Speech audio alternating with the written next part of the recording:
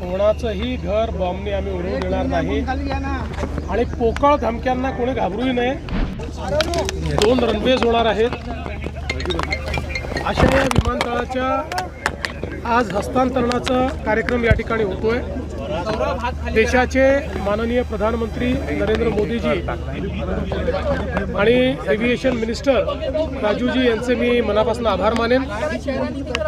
महाराष्ट्र सरकारचे हा जो प्रस्ताव पाठवला होता त्याला केंद्र सरकारने मान्यता दिली आहे आणि आता अतिशय आधुनिक अशा प्रकारचा एअरपोर्ट हा नागपूरला GMRच्या माध्यमातून या ठिकाणी तयार होणार आहे। त्यामुळे आज आम्ही सगळे आनंदी आहोत की नागपूरला नवीन एअरपोर्ट मिळतो। समृद्धीनंतर भाऊ हा एअरपोर्ट सगळ्यात महत्त्वाचा विदर्भाच्या दृष्टीने असणार आहे। मुळातच आपल्याला कल्पना आहे की आपण जो कार्गो हबचा प्रोजेक्ट इतके वर्ष करत होतो त्याच्यामध्ये एअरपोर्ट हा सगळ्यात महत्त्वाचा घटक होता, पण तोच मागे राहिला होता। जवळपास 4-5 वर्ष हायकोर्ट सुप्रीम कोर्टमध्ये केसेस चालल्या, पण आता सगळे निकालही आले आणि आता ते काम झाल्यामुळे आणि जसा हा एअरपोर्ट तयार होईल कार्गो हबचं जे आपलं स्वप्न आहे ते पूर्ण करता येईल। जे सहा खासदार आले त्यात तुमची महत्त्वाची भूमिका आहे, त्यांना भाजपात यायचं होतं असं म्हटलं जातं। सर हिंदी में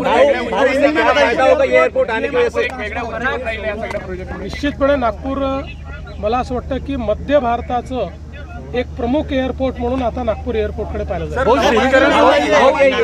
विदर्भाच्या विकासासाठी किती मदत होणार आहे, कारण की शेतमाल इंटरनॅशनल मार्केटमध्ये असं आहे की आता आपण जर बघितलं तर एक आंतरराष्ट्रीय एअरपोर्ट हे सर्व प्रकारे अर्थव्यवस्थेला चालना देते।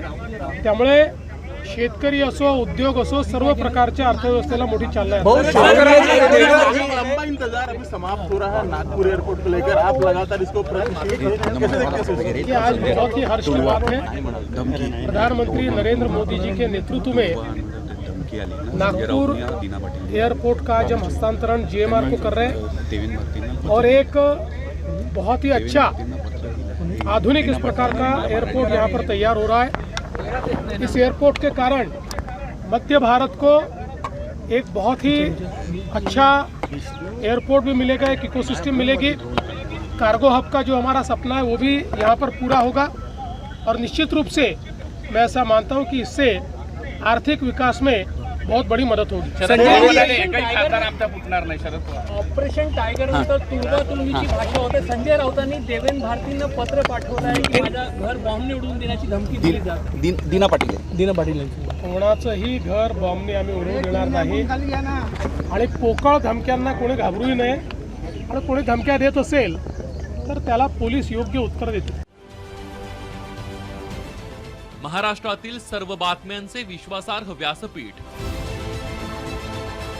सकाळच्या सर्व सोशल मीडिया प्लॅटफॉर्मला लाईक, फॉलो आणि सबस्क्राइब करा। तसंच सर्व नोटिफिकेशनसाठी बेल आयकॉन प्रेस करायला विसरू नका।